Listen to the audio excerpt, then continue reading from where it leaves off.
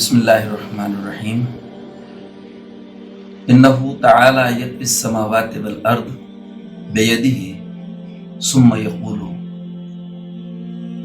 انا الملک انا الجبار انا المتکبر این ملوک الارض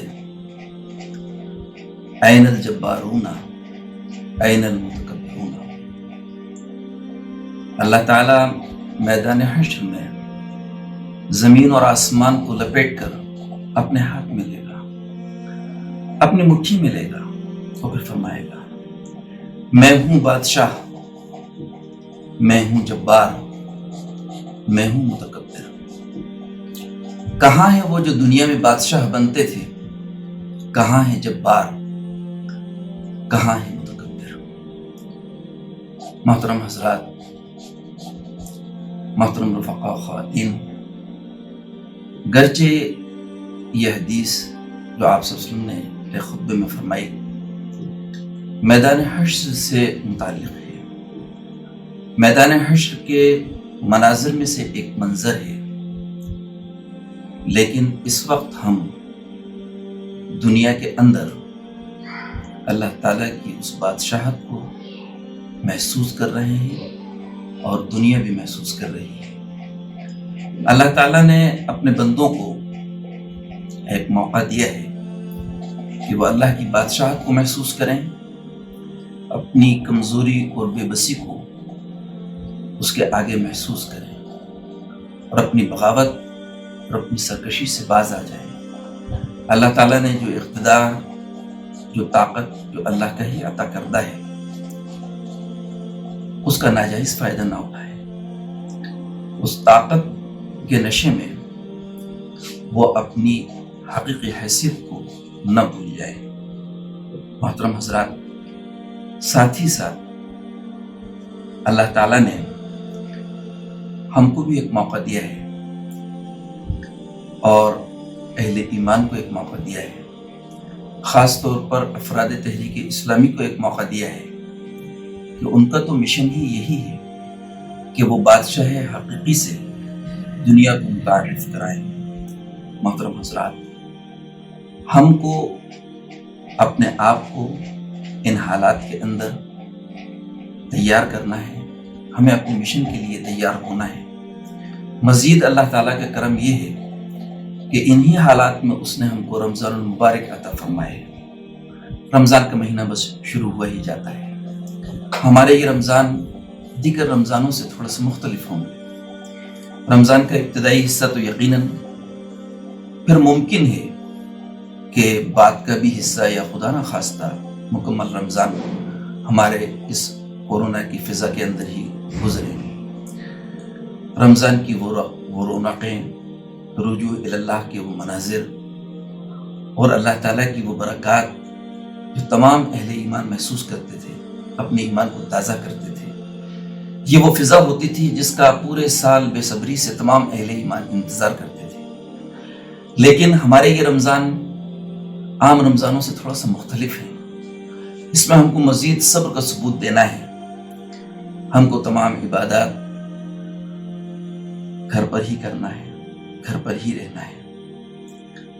تو ہم کوشش کریں کہ جہاں ہمارے رمضان ایک الگ انداز میں ہم اس کا آغاز کرنے جا رہے ہیں، ہماری کیفیت بھی مختلف ہوں، ہم اپنے اللہ سے تعلق کو مضبوط کریں۔ ہندوستان کے آنے والے حالات جو کہ غیر متوقع ہیں، ہم اندازہ نہیں لگا سکتے کہ کتنے نئے چیلنجز ہمارے سامنے ہوں گے، کن حالات میں اب ہم قدم رکھیں گے، ہماری ترجیحات کیا ہوں گی۔ تو ہم کو اپنے آپ کو اس کے لیے تیار کرنا ہے۔ خاص طور پر یہ اللہ تعالیٰ کا کرم ہے کہ وہ اہل ایمان کو تیار رکھتا ہے ذہنی طور پر کہ حالات خواہ کچھ بھی ہوں، ان کی رہنمائی موجود ہے، ان کی تسلی کا سامان موجود ہے۔ تو ہم کو محترم حضرات اپنے ان رمضانوں کو بھی ایک خاص انداز میں گزارنا ہے، ہمارا تعلق پہلے سے زیادہ مضبوط ہو، جو کہ ہمارے لیے بہت ضروری ہے۔ اللہ تعالیٰ کی مدد کے بغیر نہ ہم اپنی ذہنی کیفیات کو کنٹرول میں رکھ سکتے ہیں اور نہ ہی ہم اپنے آپ کو تیار کر سکتے ہیں۔ ہمیں اپنے لیے بھی خدا سے مانگنا ہے، اپنے اہل خانہ کے لیے بھی خدا سے مانگنا ہے، تحریک اسلامی کے افراد کے لیے بھی ہم کو اللہ سے سب کچھ مانگنا ہے، ملک کے لیے، اہل ملک کے لیے اور دنیا کے لیے بھی ہم کو ان حالات میں اللہ تعالیٰ سے مانگنا ہے۔ کچھ چیزیں جو بطور تذکیر میرے اور آپ کے لیے میں ضروری محسوس کرتا ہوں کہ ہم ان رمضانوں کے اندر اپنی تربیت پر خاص طور پر توجہ دیں کہ ہم اپنے آپ کو کس طریقے سے تیار کرتے ہیں اللہ تعالیٰ کے سچے اور پکے بندے بنیں، اور کس طریقے سے ہم اللہ کے تمام بندوں کو اپنی اس تربیت کے لیے آمادہ کرتے ہیں۔ بندگان خدا تک اللہ کے پیغام کو پہنچانے کے لیے ہم کس طریقے کی اپنی تربیت کرتے ہیں، اس پر ہم کو خاص طور پر توجہ دینے کی ضرورت ہے۔ قرآن جو کہ ہمارے لیے ایک سرچشمہ ہدایت ہے، اس میں سب کچھ موجود ہے۔